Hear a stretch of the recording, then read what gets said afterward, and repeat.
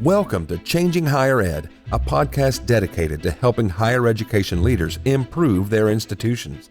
With your host, Dr. Drumm McNaughton, CEO of The Change Leader, a consultancy that helps higher ed leaders holistically transform their institutions. Learn more at changinghighered.com. And now, here's your host, Drumm McNaughton. Thank you, David. My guest today is Mike Toguchi, Chief Strategy Officer at Orchestrate, a division of Tectonic, where he leads platform direction and application management systems that streamline complex processes like scholarships, grants, admissions, and accessibility services. That's a mouthful. But I'll tell you, with the 25 years of experience he's had driving digital transformation for universities, nonprofits, and foundations, he's become an expert in change management. Whether you're making a change in technology or trying to implement new business processes, it all requires change management.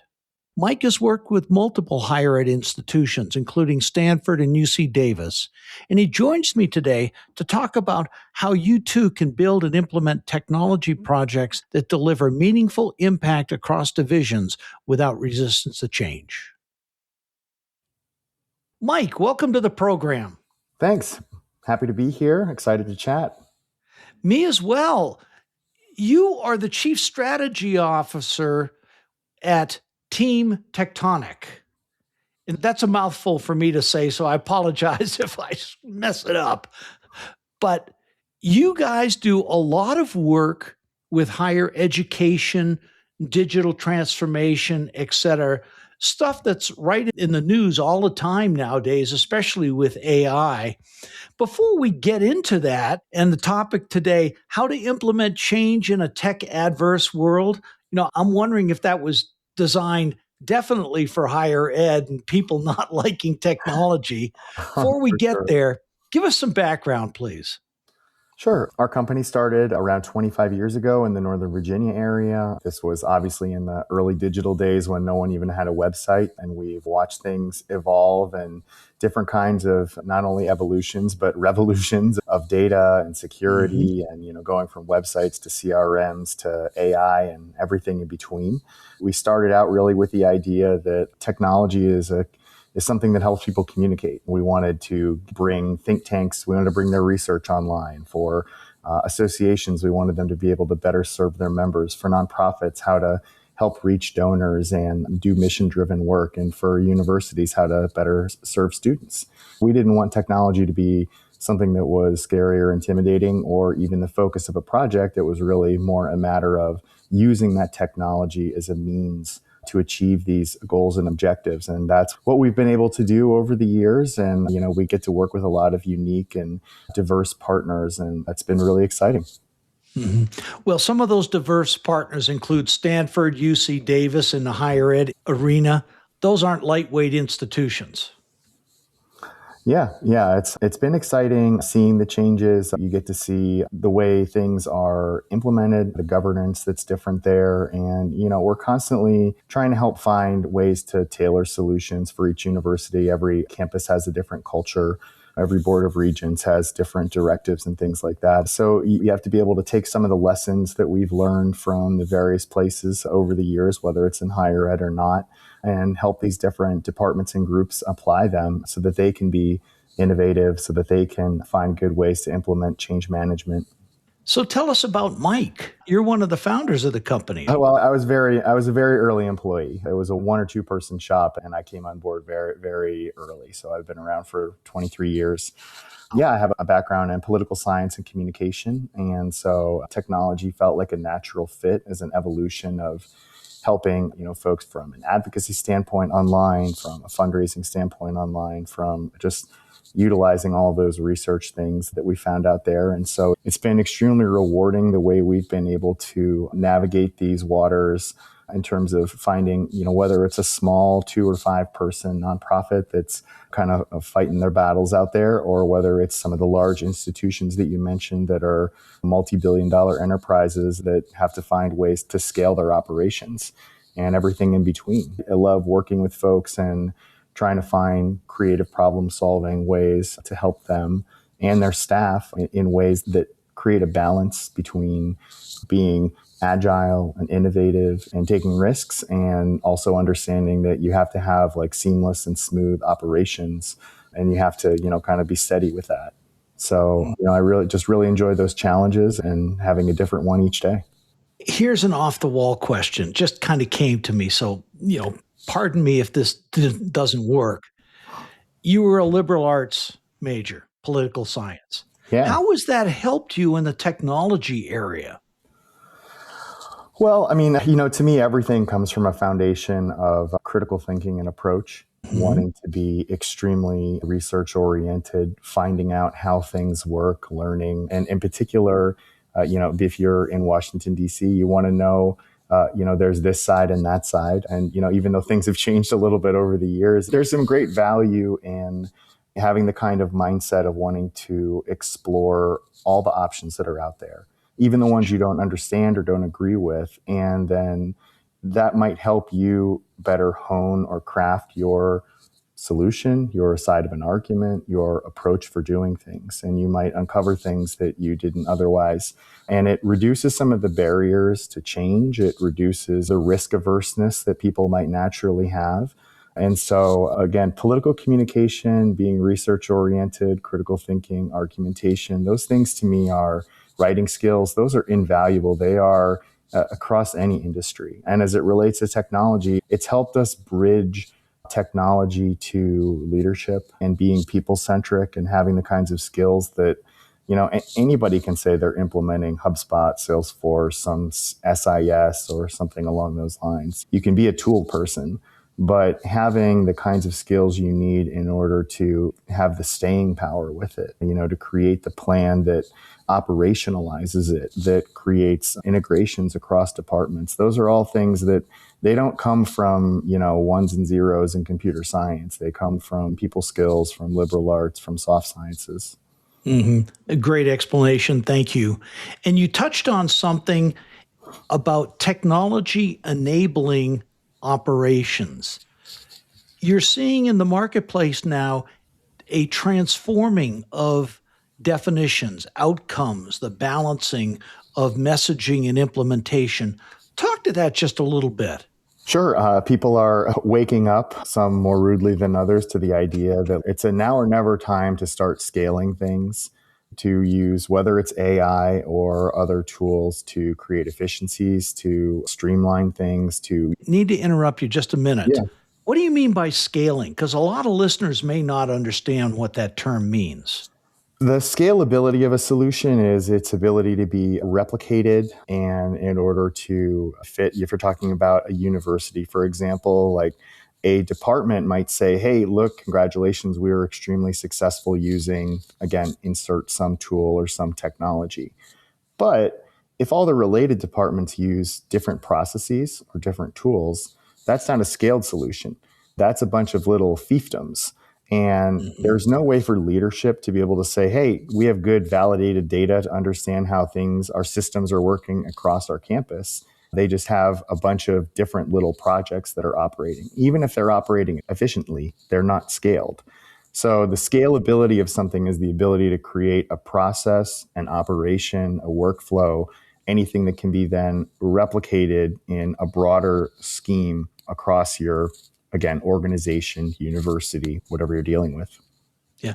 And that is one of the big reasons why so many institutions go to a SaaS system or a enterprise resource management, that type of thing, to have these ubiquitous processes across an entire institution so that leadership has view into what's going on versus having to call up Joe or Mary and say, what is your Excel spreadsheet? Sorry, Google, didn't mean to slight you on that.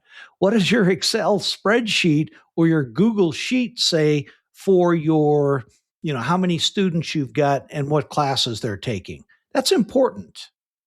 Absolutely. The way it ends up playing out is even sometimes when you have those SaaS tools, people create their own little tribal processes. And it's not always the fault of the employee. Sometimes Joe and Mary are like being told, hey, this is the data that I need. And they don't have an easy way to extract that from whatever system or systems they're using. And so they spend their days mindlessly trying to cull information from multiple sources, some using Google and Excel, and, trying to then aggregate it into something. And that's one of the core things that we have accomplished, and we always are looking is, where do you have people that are just using their time in a way that they're probably like extremely talented, hardworking people, and they're just trying to accomplish whatever they've been told to do. But they're not spending their time, if they're at a university, they're not spending their time serving students or working on something that's extremely impactful. That's not what they signed up for. They didn't sign up to sit and copy and paste stuff into spreadsheets. And so that's where Really? we're trying. When folks are like, oh my goodness, not another technology project or another tool, it's like, no, you have to reframe that. You cannot be thinking of it in tool terms. You need to be thinking of it in, how is my day currently spent, and how can I claw back that time so that not only saving it, but I'm repurposing it into a way more productive sort of situation. Well, to me, that starts with a shared vision of what you're really wanting to do. And with that, you've got implementation. But then there's the change management piece of all that. Most folks say, oh, yeah, we can do the change management, et cetera, et cetera. We'll get that to the end. What they don't realize is effective change management starts with the planning for a project and building a shared vision. Am I right? You're definitely right. The way that plays out is often leadership in whatever form that it is, sort of, like Zeus with a lightning bolt. We're going to do X, and and X is not a strategy. It's not something that is an operationalized system. It's just like, hey, we're going to use this tool or something along those lines. And that does not engender trust. That does not make people excited or confident about what's coming. And therefore, they already start off on kind of a bad foot. And so the change management is where are there going to be good feedback loops? Are people going to have an opportunity to innovate and figure out what works and what doesn't? Have you told a story about the what's in it for me, or how do I fit into this picture? And that was what I was connecting earlier, is it's not about saying like, well, currently you spend your day in Google and Excel, but now congratulations, you're going to spend it in insert something different. It's about saying, no, 25% of your time is spent doing this. We're going to get you 25% more time in front of, helping a student or working on something that is more substantive. So it's about creating a story for the folks that need to do this implementation so that they understand the picture. They understand how it's going to be evaluated. The leadership is being, good communication, accountable to the results of it, and moving forward in that way. Mm-hmm. So it's really defining what outcomes you want. What is the shared vision? And shared vision means back and forth between leadership, stakeholders, the people who are actually going to be using the processes, and then implementing accord to that shared vision. Does that make sense? No, that makes a ton of sense. And, when groups do that, they are far ahead of the curve. The other thing we're always looking for is making sure they have people that will champion this. Adoption is really the key. It's not about, you can do great planning, you could do good implementation, but as soon as you start, you need people that are going to continue and carry through the work to make sure that, staff at every level understand their role in making the system work. That's the only way you can get integrated departments or validated data and things like that. That's where we see a lot of success. It's not just strong leaders, but it's strong folks at every layer of the process that are helping guide this and shepherd it through. Let's go through the change management process, starting with the planning. Mm-hmm. How critical, well, obviously, I was about to say something really stupid. Of course, planning is critical, but what are the elements that you go through in planning out a project? Just say like you walk into XYZ University, they've got 30,000 students, they've got 5,000 faculty, staff, et cetera. Mm-hmm. How do you approach a planning for you give me a project that might work with something like that? If we're brought in, or I think anybody who's trying to engage in something, you you want to start again at the leadership level and make sure they understand like that there's a sense is their responsibility. It's not the technology's responsibility to make the project a success. It's a leadership's responsibility to make sure that a clear plan is created, that it is communicated along the way to the people that are responsible for it. And if they are resistant to it, that is not necessarily them being bad employees. It might be feedback for you about the way things have operated before. That's one layer of it. Two, it has to reflect the reality of, if we're talking about a university, it's not corporate America. Like, you must understand budget cycles, risk, security, the workload of the staff, and things like that. So you have to make sure that your planning adapts to the environment or the landscape that you're working in. I guess a third thing is, as much as we all love a good roadmap and a good discovery process, you can't overplan either, because you don't want the pre-committee that talks about things that then establishes this outline. And by the time you've done that, in this era, things are moving so quickly. By the time you get through one term or two, while you're kind of doing this planning, you will have wasted a lot of time. And so the roadmap needs to build in some agility. You can't necessarily move as slowly as you might like. I mentioned earlier, and something that to me is always crucial, is that stakeholder buy-in. Again, some of that just gets to communication and leadership, making sure the lieutenants that are in charge of executing on the plan, the ones that are going to be the tip of the spear, they need to understand what they're doing, how to make it effective, how it fits into the grander vision for them and for the university. I also think something that's important that we emphasize is the idea that the scalability that we chatted about at the beginning, that's crucial. Like, if you have to be successful in a scaled environment, but in a smaller environment, you can have issues where you want a pilot program, you want a small attempt at a workflow. And if people fail at that, that's okay. You want them to be able to give you feedback and say, here was part of the plan that we tried and it did not work. The technology wasn't good, or the data didn't come out right, or our work with another department wasn't successfully integrated the way we'd hoped. And you want them to be able to give transparent and honest feedback so that you can then adjust it. So we want to make sure from a planning standpoint, you're building in some buffer to allow groups to figure out what works and what doesn't. So that's just sort of that way to pivot. Yeah. You've talked about all these great things that are really important, but when I think about those, along with how quickly technology and institutions are evolving, I would think that having a process built in to pivot, changes to the process is important. We 100% agree with you. You have to have something that allows you to pivot. You have to build that into your timeline. Oh, timeline. Good idea. You have to set a realistic timeline up, whether it's over the course of, and there should be little, 3 months, 6 month, or 1 semester, 2 semester timelines where you give your departments and give your groups an opportunity to work through something, to pilot it, to show their results, to share that feedback. And then for whether it's a CIO or whoever is overseeing all of this, in order to aggregate that and figure out, what's successful. Are you on track? Are you getting the information that you need?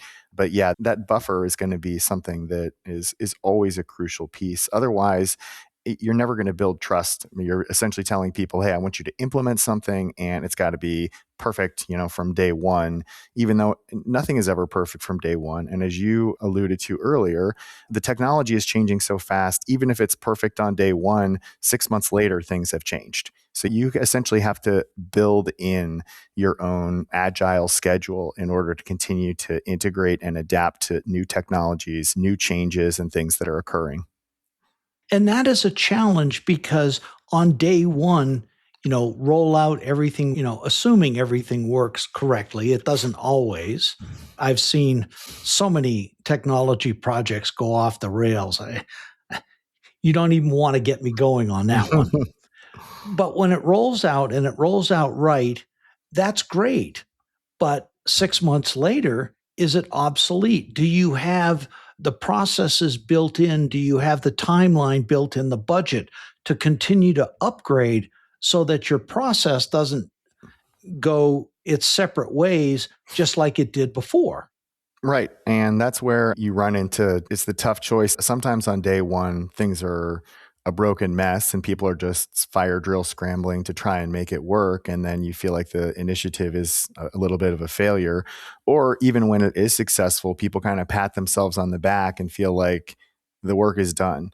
And, at this point, unfortunately, with technology, the work is never done. And that's where that roadmap and planning and that vision and articulating it is so crucial so that people understand, 10 years ago about doing a 6-month, 12-month, this big project and then, kind of cutting the ribbon and being done with it for a few years.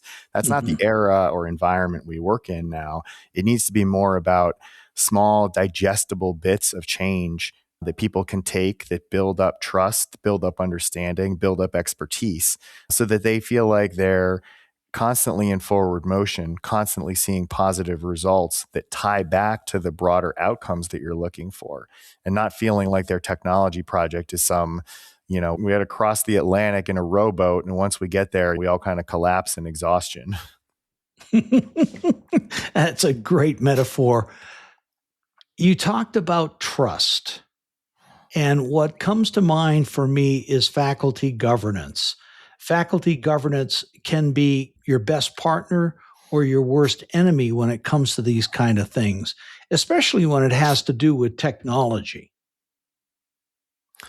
That's certainly true. I mean, and we work with faculty at all levels. It can be a challenge. And a lot of times that challenge is that they have very reasonably built up questions of trust about, is this an unfunded mandate? Is this a change that doesn't really have any explanation? How am I supposed to add more responsibilities and bandwidth to deal with the requirements that you're putting on top of me?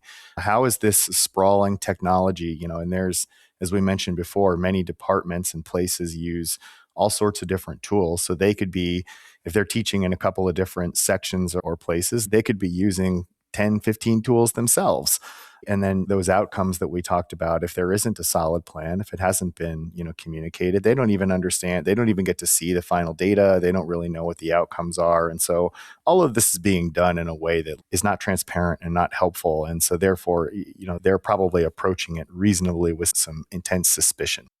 One of the things that we try and help is when we're talking to staff about executing it, and then there's talking to faculty about how this is going to affect them, providing them with the context, what is the point of this project or initiative? How is it going to be helpful to the overall community and also themselves? How is it going to help provide better stability, provide better student services? How can we respect their expertise and sort of involve them in that process so that they feel like whatever their feedback is, their voices are heard when this is being executed? The outcome isn't always fewer tools, but that is often a goal, is explaining, hey, this is how we are going to make this easier for you, whether it's less interaction with the IT department, whether it's less tools that you have to log into, something along those lines, like show some carrots with the idea of going through this project. And just being transparent with the data is always important to me.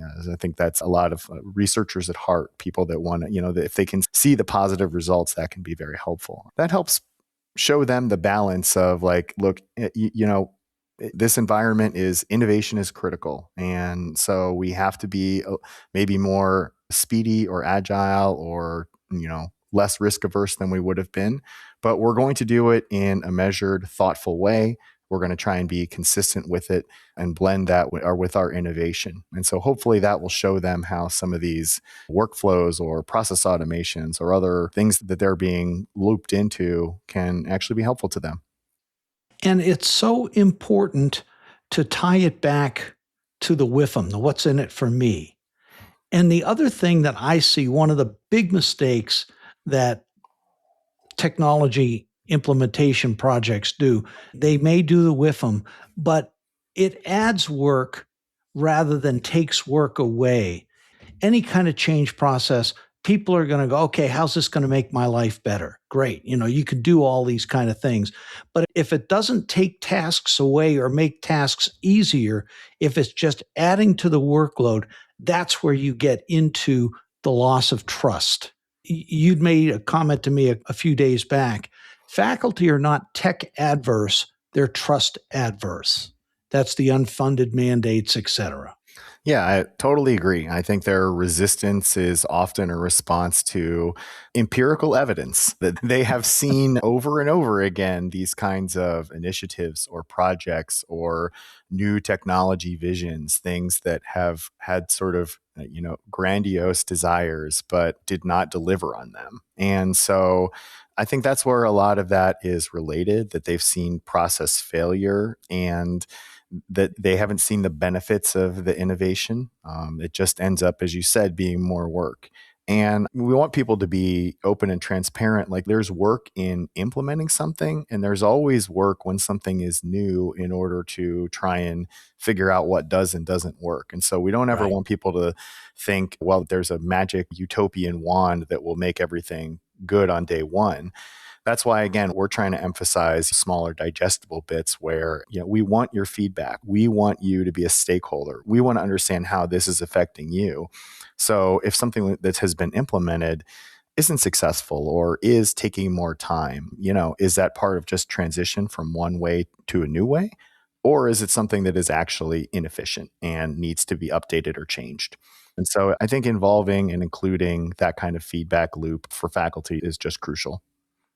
The one that I've seen that drives me right up the wall is you'll use the new process, but then you have to use the old process. So you're double dipping rather than doing it under a pilot to make sure that things are done properly. That is an oldie but goodie, and for sure. And that's I think the whole point, and what we've done over the years has been about streamlining workflows, about creating functionality that automates processes and all of those things. And that just naturally has led to where AI is, which is trying to cut down on those pieces. Any roadmap or plan or vision that is created that involves maintaining a legacy project, a legacy process, while also implementing a new one for some duplicative purpose, unless there is a really obvious DOA, end deadline for ending that old process, you're never going to get people excited or bought into it. Even if it's the most cleanly documented, smoothest running thing in the world, you are truly just adding another thing onto people's plates. So the whole point is to get rid of extra steps, to get rid of extra systems, not to just tack on to your old way of doing things. Oh, well, we have to keep using this system for this way, but the new way is good for a couple others. Exactly. It's great. Let's talk about board governance in this.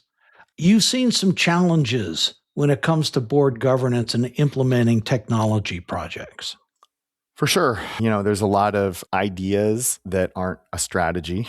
There's a lot of desire to execute without really understanding the funding. I think you mentioned before, like after day one, what is phase two? After phase two, what happens then? And that's where a lot of these things kind of fail is there's a grant or the legislature gives you money for X thing and you end up with just enough to do the first part. And, that everyone kind of rushes to get to fulfill the requirements there. But then that legacy piece just keeps hanging on. But yeah, boards tend to treat, for as sharp as those folks are, they often can treat digital transformation as more like a project as opposed to like, this should be our systemic operating model. This is a way that we are going to infuse change and use change as a force multiplier throughout our systems. There's also some ways that the changes, they aren't thoughtful in terms of how they're going to affect the fatigue that staff and faculty have with these kinds of change and projects. And they just expect the tool itself to, kind of be the elixir for that. The end all be all. Exactly. This will fix all our problems. Oh, yes. We've talked a lot about the potholes that folks can hit. Give us some success stories that you've experienced. Yeah, like I said, we've been very lucky to work with a lot of different great groups that are mission driven, that serve different audiences. As you mentioned, we work with Davis, work with their disability center, and we now work with a couple of other disability centers that are related to them. They have been able to use what we've done to clarify their workflow, to save their staff time using more efficient tools and systems in place. It's increased their confidence in their compliance. It's given them better documentation, given their leadership better data, actual data that can show. A lot of times when we're talking about connecting this to boards, a lot of times boards or leaderships or regents or deans will say, well, you're asking me for X budget for this. Well, it's really not about the budget. You need to think, what's the ROI? What's the ROI if you have 12 staff members that are now 33% more productive? No one's getting more money to hire new people anymore. Like that's not a thing in higher ed right now. What you need is more efficient staff that's not burned out. And so that's one of the things we really try and help folks with is how do you make greater impact with what you have? I mean, there's a cost for everyone to that, but they shouldn't be thinking in terms of the absolute dollars, be thinking in terms of like savings and impact of what you're capable of doing. Some other things, whether higher ed or not, we've worked with some admissions programs for some STEM projects where they are across multiple campuses and able to allow the campuses the kind of incubator where they can have their own workflow, but the data itself remains in a consistent state so that the larger program or the state or whoever is funding their grants are able to see things. So providing that balance of giving each campus their own unique identity and ability to tailor things while not creating the little fiefdoms that I mentioned and hitting those broader outcomes. That's a great success for us. And yeah, I mean, there's many others. We work with a couple of groups at Stanford that were able to do something similar. They had 2 departments that were connected and had a number of joint ventures, a number of faculty that shared back and forth, but they all had different systems. And we were able to help them combine, align, reduce the number of tools, reduce the headaches that faculty had. Those are all things that we were really proud and able to do. And while they had technology as an element of it, they still focused on all of the tenets that we've been talking through, emphasis on leadership, emphasis on communicating a vision, creating an overall plan, extracting good, consistent data, and using the technology as that force multiplier and not something that's a drag and with more manual labor. Well, Mike, thank you. This has been fabulous. Of course, I'm a change management geek. I love this kind of stuff. I certainly hope that the audience has gotten a lot out of it, gotten as much as I have from you. You guys are doing great work. 3 takeaways for boards and presidents. What do you need to know about change management and technology projects in today's day and age? I would say number one, that I think as a theme for our conversation, that when you think of technology, you think of infrastructure. And when you think of change management, think of trust as your infrastructure. That you are not able really to innovate or be effective in your projects without that kind of trust, that you need to be transparent. You need to have the guardrails of governance in place. Predictability and steadiness matters more than just doing it fast. And when you have trust, it helps show people there the what's in it for them, and it gives them incentives for how they can better their work and better themselves. And so if you're not designing with trust in mind, and if trust isn't part of the system, the adoption will either stall or fail. That would be one.